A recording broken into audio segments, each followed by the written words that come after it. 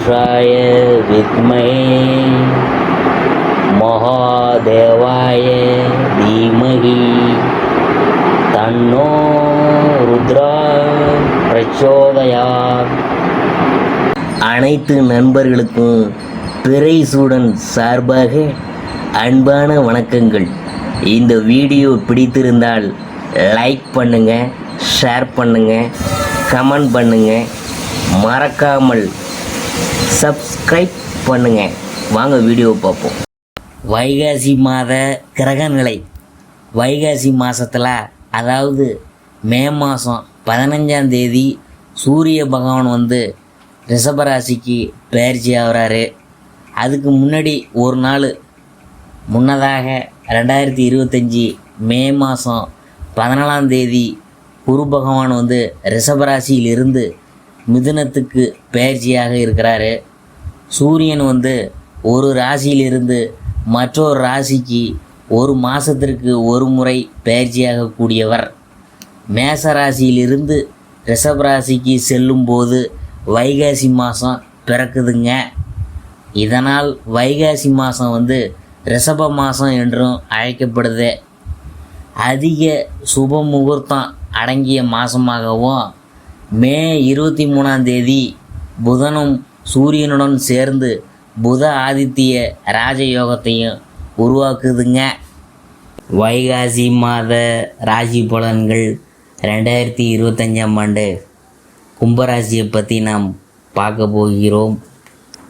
கும்பராசி அன்பர்களே, இந்த மாதம் தொடங்கி 8 தினங்கள் கடந்த பிற்பாடு புது புது அதிர்ஷ்டங்கள், திடீர் மேன்மைகள், காரிய வெற்றிகள் என்றபடி கிடைக்க போகுது. 5ல் குரு, ராசிக்குள் ராகு, சனி கூட்டணி, 7ஆம் இடத்தில் கேது கிரகம், யோகாதிபதி சுக்கிரன் 17 தினங்கள் வரை உச்சமாக, 2வது இடத்தில் ஜீவனாதிபதியுமான செவ்வாய் 3 வாரங்கள் வரை அவருக்கே உரித்தான 6ஆம் இடத்தில். இப்படியான அமைப்பு ஒருபோதும் கிடைக்காது. மனைவி ஸ்தான அதிபதியுமான சூரியன் சுகஸ்தானத்தில் நிற்கிறது சற்று குறைதான் என்றாலும் அனைத்து சங்கடத்தையும் இடையூறையும் சமாளிக்கும்படியான வல்லமையை அனைத்து கிரகங்களும் தரப்போத. 10ஆம் அதிபதியான செவ்வாய் கிரகத்தால் ஏகப்பட்ட, அதாவது சுப சௌகரிய அதிர்ஷ்டங்கள் காத்திருக்குது. ராகு கேது கிரகங்களும் சற்று சரியில்லை தான். ஆனாலும் தொந்தரவுகளை சந்திக்காமல் உயர்வுகளை ஆசைப்பட்டதை அடைந்து விடுவீங்க. அர்த்தாஷ்டம குருவாக நின்றிருந்த தன லாபாதிபதி குரு பகவான் மாறிவிட்டதால் பொருளாதாரத்தில் சுபிட்சம் முன்னேற்றங்கள் காத்திருக்குது. இல்ல சௌகரியம் அதிகரிக்கும். இரட்டை பணவரவுகள், அன்றாட வருமானம் உயரும். சேமிப்பு பல மடங்காகும். அனாவசிய இழப்பு, விரயங்களுக்கு வேலை இல்லை. சன்மானம் போல பெரிய தொகை ஒன்று கிடைக்க போகுது. போராட்டாதி நட்சத்திரக்காரங்களுக்கு வாழ்க்கை துணையுடன் ஏற்பட்டிருக்கின்ற பிரிவு, கருத்து வேறுபாடுகளுக்கு இனிமை முடிவு உண்டாகும். கடன் கொடுக்கல் வாங்கல், நாணய சமாச்சாரங்களில் புதிய தீர்வு ஏற்படும். அவிட்டம் நட்சத்திரக்காரங்களுக்கு குடும்ப நெருக்கடி, பணப்பிரச்சனை, உத்தியோக இட சிக்கல், சக நட்புகள், உறவுகள் சம்பந்த சஞ்சலங்களுக்கு நிம்மதி காத்துள்ளது. இந்த மாதம் வருகின்ற வெள்ளி, செவ்வாய் மற்றும் திங்கட்கிழமையில் எதிர்பாராத திருப்பங்கள் உண்டு. இளம் இருபாலருக்கும் திருமண கனவும், எதிர்கால நிரந்தரத்துக்கான உயர்வுகளும், உத்தியோக முயற்சிகளும் அதிர்ஷ்டத்துடன் கைகூட. இந்த மாதம் 3, 5, 6, 11, 18, 24, 26, 29 ஆகிய நாட்களில் பொன்பொருள் சேர்க்கைகளும், புதிய சொத்து மண்மனை வாங்குவதற்கான அதிர்ஷ்டங்களும் உண்டு. அடுத்தது பெண்கள். மன உளைச்சல்கள் விலகி குடும்ப பிரச்சனைகளுக்கு தீர்வு ஏற்படும்.